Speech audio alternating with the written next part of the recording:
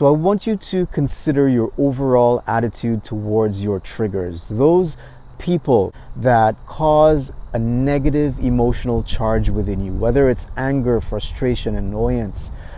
sadness, whatever it may be. If you are faced with a situation that causes a trigger to rise up within you, what is your attitude towards it? Usually our attitudes are either one of aversion, trying to get away, trying to forget about it, trying to fill our minds with something positive instead of the negative thing that we just experienced, or we dwell in it in such a way where we point the finger at the person for being wrong, for being unjustified, and in the same breath we end up making ourselves out to be innocent or the victim of circumstances. So even though it is understandable to think of your trigger as something negative because by its very nature it's uncomfortable, instead of thinking of a trigger as an attacker, if you can start thinking of your trigger as a messenger, then you can take a very different approach to your triggers and you can get a tremendous benefit from it.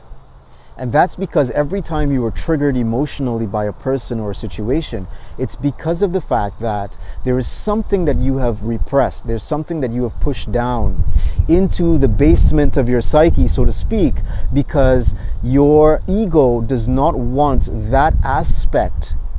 of your personality to be broadcast for fear that you might be rejected by your family or by society. And so every time a certain aspect of your personality that has been repressed shows up in some way, shape, or form in a person externally from you, it causes you to feel that emotional charge. So instead of running away from that emotional charge, or instead of blaming the other person and therefore letting yourself off the hook, what you need to do first of all is take full ownership